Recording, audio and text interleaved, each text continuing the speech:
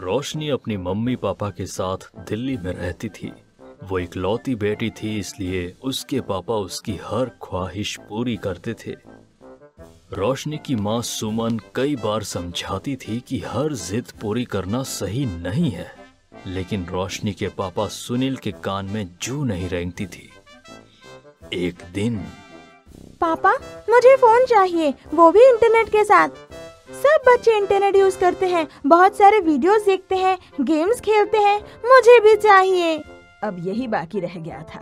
पूरा दिन वैसे ही टीवी के सामने पड़ी रहती है, अब मोबाइल के सामने पड़ी रहेगी। मम्मी, इंटरनेट से पढ़ाई भी अच्छे से कर पाऊंगी। रहने दे तू रोशनी, ज्यादा अपने ज्ञान की मोटी मत झाड़। मुझे पता है कितनी पढ़ाई होगी और कितनी नहीं। सुनिए, आप तो इस लड़की की बातों में मत ही आइए, कोई जरूरत नहीं है इंटरनेट की। पापा please please please please please मान जाइए ना। अच्छा मेरी परी बेटी, तुम्हें मना कैसे कर सकता हूँ भला। तुम ही तो हो मेरे इस घर की रोशनी। तुम्हारे बिना तो सिर्फ अंधेरा ही था इस घर में। पापा, आप दुनिया के नंबर 1 पापा हो। You are the best papa. I love you, I love you.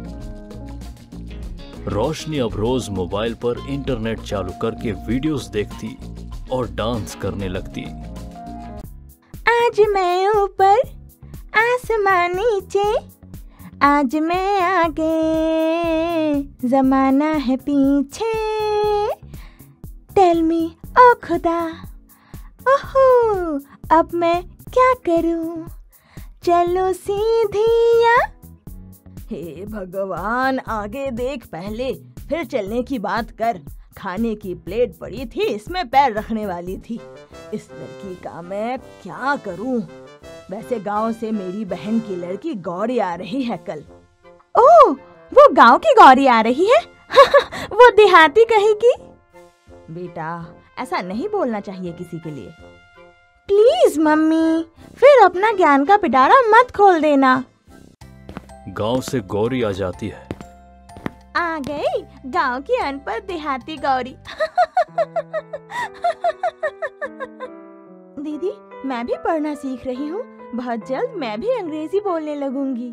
ज्यादा हवा में मत उड़, तू रही गांव की देहातन, तू क्या सीखेगी पढ़ना लिखना और अंग्रेजी माय फुट।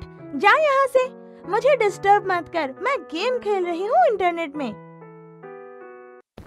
एक दिन रोशनी उसे मजा चखाने के लिए बिल्डिंग के ऊपर ले जाती है, उसे बिल्डिंग से नीचे धक्का देने के लिए। और इतने में रोशनी का फोन नीचे गिर जाता है और उसे पकड़ने के चक्कर में वो बिल्डिंग से नीचे गिर जाती है और मर जाती है। तभी वहां रोशनी के पापा आ जाते हैं और उनको लगता है कि रोशनी को गौरी ने धक्का दिया है। वो पुलिस को बुलाकर गौरी को अरेस्ट करवा देते हैं, लेकिन रोशनी की आत्मा को वहां शांति नहीं मिलती। वो चुड़ैल बन जाती है, क्योंकि गौरी बेकसूर थी और रोशनी को अपने किए का पछतावा होता है। एक दिन रोशनी खुद का अपने मोबाइल में एक वीडियो बनाती है और उसे ऑन कर देती है। वीडियो में रोशनी बोल रही होती है, मम्मी पापा, गौरी ने मुझे नहीं मारा है, वो तो मैं उसे मारना चाहती थी। तभी मेरा मोबाइल नीचे गिर गया और उसे बचाने के चक्कर में मेरा पैर फिसल गया और मैं नीचे गिर गई। गौरी बेकसूर है, प्लीज उसे पुलिस से छुड़वा देना। अगले दिन गौरी को उसके पापा घर ले आते हैं और वहां रोशनी भी होती है। आज मैं सही में गर्व से कह सकती हूँ कि मैं रोशनी की माँ हूँ। यस दीदी, you are brave, we are proud of you, my internet sister. वाह मेरी देहाती बहन, सॉरी मेरी अंग्रेजी बहन, क्या फर्राटे से अंग्रेजी बोलती है। अब मैं चलती हूँ। रोशनी वहां से चली जाती है और सब उदास हो जाते हैं। एक गांव इश्कपुर में स्नेहा अपनी माँ के साथ रहती थी। स्नेहा के बाबा का देहांत कुछ साल पहले हो गया था। एक दिन स्नेहा अपनी माँ से कहती है, माँ मुझे लगता है मुझे कोई काम करना चाहिए, अकाउंट्स वगैरह का, जिससे घर में कुछ पैसे भी आ जाएंगे। लेकिन मेरी बच्ची, अभी तेरी उम्र ही क्या हुई है काम करने की। हर माँ को अपने बच्चे छोटे ही लगते हैं, माँ करने दो ना काम। अच्छा ठीक है, ऐसी बात है तो फिर सरपंच के वहां ही एक अकाउंट्स का काम कर ले, मैं बात कर लूंगी तेरी। स्नेहा सरपंच के यहाँ पर काम करने लगती है। वहीं पर कई बार राज नाम का एक आदमी घूमता फिरता स्नेहा को देखता था, तो उसे स्नेहा अच्छी लगने लगी। एक दिन वो स्नेहा को देखकर गाना गाता है। तुझे देखा तो ये जाना सनम, प्यार होता है दीवाना सनम, अब यहाँ से कहाँ जाए हम, तेरी बाहों में मर जाए हम। आप कौन और मुझे देख के गाना क्यों गा रहे हो? मेरा नाम राज है, नाम तो सुना ही होगा। हाँ मैंने तो नहीं सुना कभी। बड़े बड़े देश में ऐसी छोटी छोटी बातें होती रहती हैं सेनोरिटा। मेरा नाम है स्नेहा, ना कि सेनोरिटा, समझे? स्नेहा वहाँ से चली जाती है। जब स्नेहा आती थी तब रोज राज उसे लुभाने के लिए गाना गाता था। धीरे धीरे स्नेहा उससे प्यार करने लग जाती है। एक दिन राजू के बाबा उससे कहते हैं, अरे राजू कहाँ है बिटवा, जरा यहाँ आके ये काम कर दे जरा। स्नेहा जोर जोर से हंसने लग जाती है। मेरा नाम राज ही है, वो बाबा कई बार मुझे राजू बोल देते हैं। वैसे हंसते हुए तुम खिले हुए फूलों की तरह लगती हो।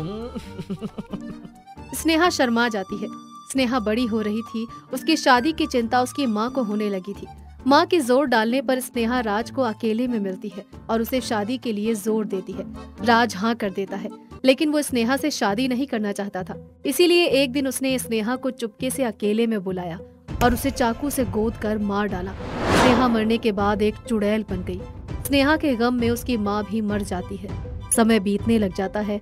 राज की जिंदगी में स्नेहा के जाने का कोई फर्क नहीं पड़ रहा था और वो एक और लड़की से प्यार का नाटक शुरू कर देता है और उसके लिए गाना गाता है। तुझे देखा तो ये जाना सनम, प्यार होता है दीवाना सनम, अब यहाँ से कहाँ जाए हम, तेरी बाहों में मर जाए हम। तुम्हें पता है, तुम जब हंसती हो तो खिलते फूलों की तरह लगती हो। सच्ची? तुम मुझसे प्यार करते हो? हाँ, मैं तुम्हें बहुत प्यार करता हूँ मेरी सेनोरिटा। तभी वहाँ स्नेहा आ जाती है, वो भी एक चुड़ैल के रूप में, जिसे देख के राज डर जाता है। तुम कौन हो? मैं स्नेहा हूँ, जो अब चुड़ैल बन गई है। राजू के बच्चे, तू एक नंबर का लीचड़ और गिरा हुआ इंसान है। प्यार का नाटक करेगा एक लड़की से, और जब लड़की तुझे शादी के लिए बोलेगी तब तू उसे मार डालेगा, जैसे तूने मुझे मारा था, वो भी बेरहमी से। वो मुझे माफ कर दो, मुझसे गलती हो गई, मैं अब कभी ऐसा नहीं करूंगा। तुम्हारे ये बोलने से मेरी मरी हुई माँ वापस नहीं आ जाएगी। मुझे भी तुमने मार डाला, मुझे तुम्हारी माफी नहीं, मेरा बदला चाहिए। स्नेहा ने जोर से अपने पंजों से राज के ऊपर वार कर दिया और वो वहीं पर मर गया। उसके मरने के बाद स्नेहा फिर हमेशा के लिए चली जाती है।